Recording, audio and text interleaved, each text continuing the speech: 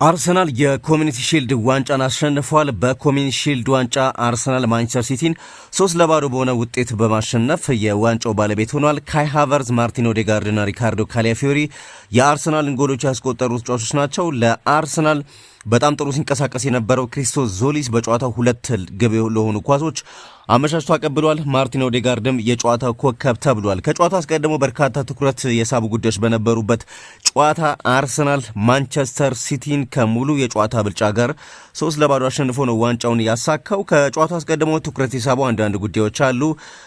ለምሳሌ ጨዋታው የተደረገበት ስቴዲየም፣ እንደዚሁም ደግሞ ሌሎች ጉዳዮች ይነሳሉ። ጨዋታው በዌልስ ካርዲፍ በሚገኘው ፕሪንሲፓሊቲ ስቴዲየም ነው የተደረገው። በጨዋታው ሌሎች ትኩረት የሳቡ ጉዳዮች በአርሰናል በኩል በ75 ሚሊዮን ፓውንድ ዝውውር አርሰናል የተቀላቀለው ብሩኖ ጉማሬሽ እና በ34 ሚሊዮን ፓውንድ ወደ አርሰናል የመጣው ክሪስቶስ ዞሊስ ለአርሰናል መድፈኞቹን ወክለው በነጥብ ጨዋታ ያደረጉበት ነበረ።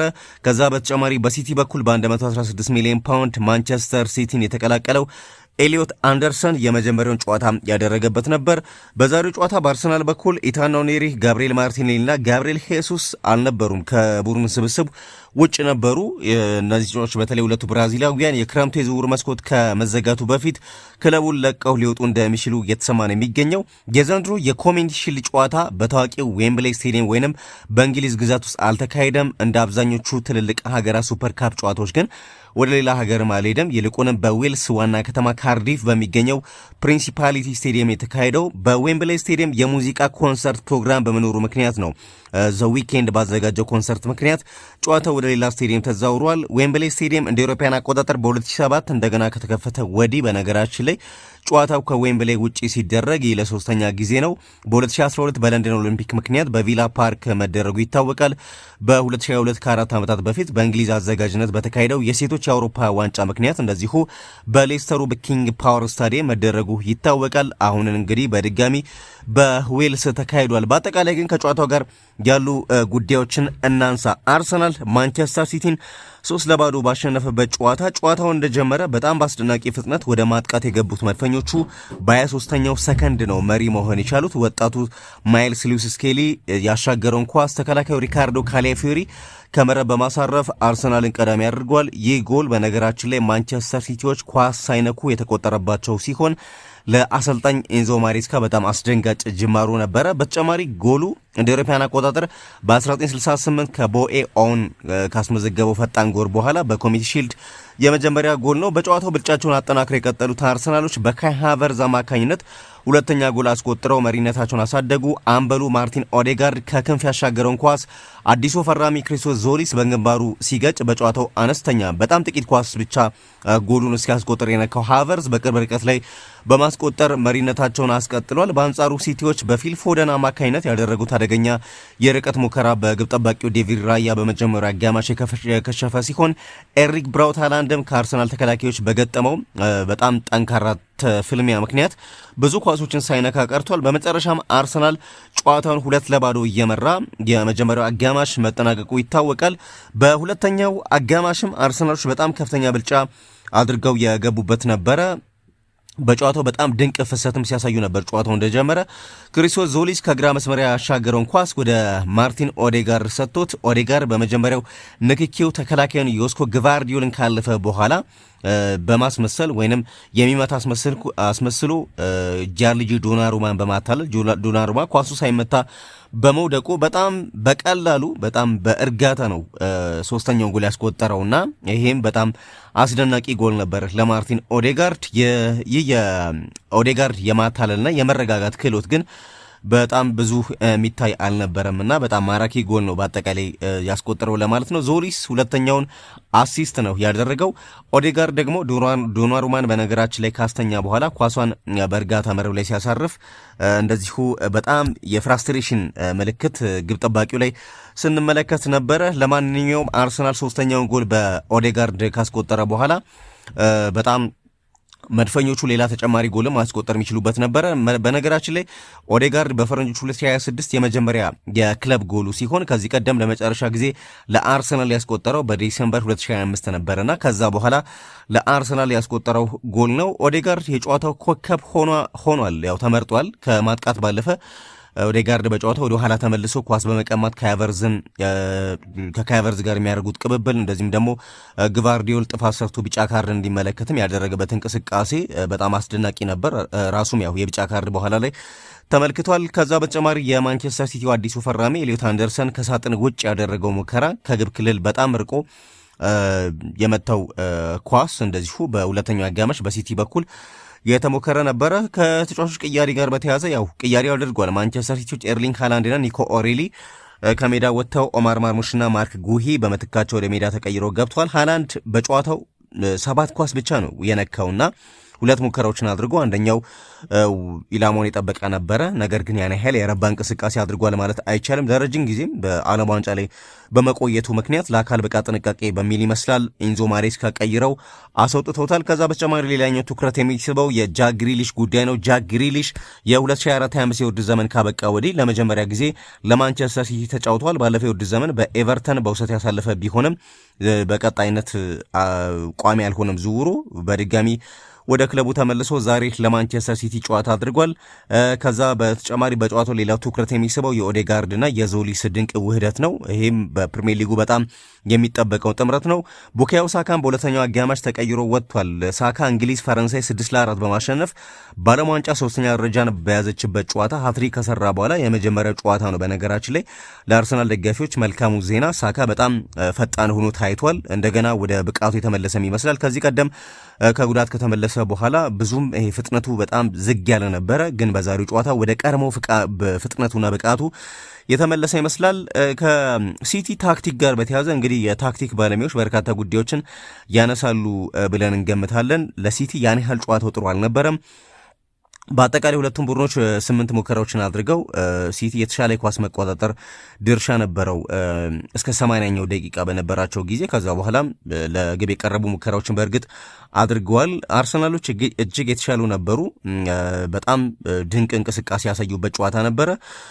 ከዛ በተጨማሪ የሪያን ቼርኪ ከግብ ክልል ውጭ ያደረገው ሙከራም በዴቪድ ራያ የተመከተበት በሁለተኛው አጋማሽ ሊጠቀስ የሚችል ሙከራ ነው። በማንቸስተር ሲቲ በኩል በሁለተኛው አጋማሽ ወደ ጎል የተመታ የመጀመሪያው ኢላማውን የጠበቀ ኳስ ነበር። በነገራችን ላይ እንግዲህ አርሰናል ማርቲን ዙቢሜንዲን ቀይሮ አስገብቷል። የዓለም ዋንጫ አሸናፊ ዙቢሜንዲና ቪክተር ዮኬሬሽ በካይ ሃቨርዝና በማይልስ ሉዊስ ስኬሊ ተቀይሮ ወደ ሜዳ ገብተው ነበር። ለአርሰናል እንደዚሁ አራተኛ ጎል የሚሆን ኳስ እንደዚሁ ስተዋል። ፔሮ ሂንካፔ በግራ መስመር ያሻገረውን ኳስ ቡካዮ ሳካ ቢያገኘውም ሳካ ከ12 ያርድ ርቀት በቅጽበት የመታው ኳስ ወደ ላይ ሰቅለውታል። ይህም ጎል መቆጠር ይችል ነበረ። ለአርሰናልም አራተኛ ጎል መሆን የሚችል ኳስ ነበረ። ሲቲዎች ጥሩ ጨዋታ አሳይቷል። በተለይ ከ70ኛው ደቂቃ በኋላ በጣም እንቅስቃሴያቸው ጥሩ ነበረ።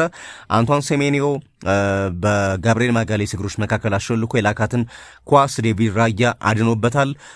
ከዛ በተጨማሪ የቴኒቲ የጨዋታ አቅራቢዎች ማርቲን ኦዴጋርድ ምን ያህል ድንቅ እንደነበር እያደነቁ ባለበት ሰዓት ጃክ ግሪሊሽ ላይ ጥፋት ሰርቶ የቢጫ ካርድ እንደዚሁ ተመልክቷል። እውነቱን ለመናገር ከዚህ ጥፋት ውጭ እጅግ ድንቅ ብቃት ነበር ያሳየው ማርቲን ኦዴጋርድ።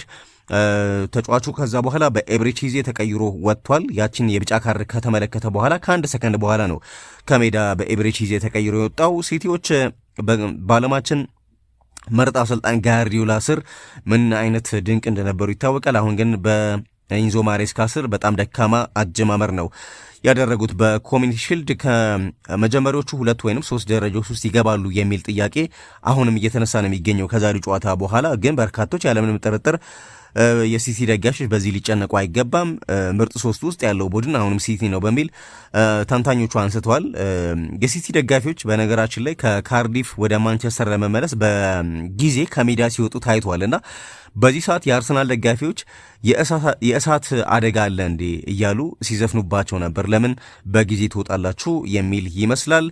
እንግዲህ በአጠቃላይ ሲቲዎች ወደፊት ሲያጠቁ እንደ አንድ ቡድን የተቀናጀ እንቅስቃሴ አያሳዩም። ይልቁንም የተበታተነ የግል ተጫዋቾች ሆነው ነው የታዩት በጨዋታው እና አንድ ተጫዋች መስዋዕትነት ከፍሎ ወደፊት በመሮጥ ቦታ ሲያስከፍት እና ቡድኑን ሲያግዝ እንዲሁም ሁሉም ከኳስ ውጭ በጋራ መስራት ሲኖርባቸው፣ ነገር ግን እንደዛ አልነበሩም። በጣም በቀላሉ የሚገመትና የሚታወቅ እንቅስቃሴ የሲቲ ተጫዋቾች ሲያደርጉ ነበረ። በአጠቃላይ ሲቲ ደካማ በነበረበት ጨዋታ አርሰናል 3-0 በሆነ ውጤት ማንቸስተር ሲቲን አሸንፎ የኮሚኒቲ ሺልድ ዋንጫን ወስዷል። በአጠቃላይ ማንቸስተር ሲቲ በአጠቃላይ 12 ሙከራ አድርጓል። ከነዚህ መካከል 5ቱ ኢላማቸውን የጠበቁ ነበሩ። አርሰናል በአጠቃላይ 9 ሙከራ አድርጎ 5ቱ ኢላማቸውን የጠበቁ ነበሩ። 3ቱ ደግሞ ወደ ጎልነት ተቀይሯል። አርሰናል 4 ቢግ ቻንስ ሲፈጥር ማንቸስተር ሲቲ አንድ ብቻ ነበር የፈጠረው። በኳስ ቁጥጥር በአጠቃላይ በሙሉ 90 ደቂቃ ስንመለከት ማንቸስተር ሲቲ 59 በመቶ፣ አርሰናል 41 በመቶ ተሰጥቷቸዋል። ያው በሁለተኛው አጋማሽ ሲቲ ያሳየው የበላይነት ነው። በአጠቃላይ ግን አርሰናል 3-0 በሆነ ውጤት አሸንፏል። ካላፊዮሪ በ23ኛው ሰከንድ፣ ካይ ሃቨርትዝ በ28ኛው ደቂቃ እንደዚሁም ኦዴጋርድ በሁለተኛው አጋማሽ በ48ኛው ደቂቃ ያስቆጠሯቸው ጎሎች አርሰናልን የኮሚኒቲ ሺልድ ዋንጫን እንዲያሳካ ረድቶታል። ከዛ በተጨማሪ ሌላው የሚነሳው ነገር በነገራችን ላይ ካይ ሃቨርትዝ ከየትኛውም ክለብ በላይ ብዙ የጎል ተሳትፎ ያደረገው ማንቸስተር ሲቲ ላይ ነው እና ከሲቲ ጋር ሲገናኝ ሃቨርትዝ የሚቀናው ይመስላል። ዛሬም ያንን ነው ያሳየን። ከዛ በተጨማሪ አዲሱ ፈራሚ ዞሊስን በጣም ቅድም በተደጋጋሚ እንዳነሳሁት አስደናቂ እንቅስቃሴ ነው ያሳየው። ማርቲን ኦዴጋርድ ከጨዋታው በኋላ ዛሬ ጥራታችንን አሳይተናል፣ ዝግጁ እንደሆንንም አሳውቀናል። አምና ያሳካነውን ዘንድሮ ለመድገም ዝግጁ ነን። ፕሪሚየር ሊጉን በሚመለከት ነው አሴፕሲን ሰጠው። በአጠቃላይ ኦዴጋርድ በዛሬው ጨዋታ 100% የተሳካ ድሪብል አድርጓል። 100% ኢላማውን የጠበቀ ሙከራ ነው ያደረገው። 95% ኳስ የማቀበል ስኬት ነበረው። 74 ኳስ ነክቷል። 9 ጊዜ ኳስ አስጥሏል። 5 ግንኙነቶችን አሸንፏል። 2 የጎል ዕድል ፈጥሯል።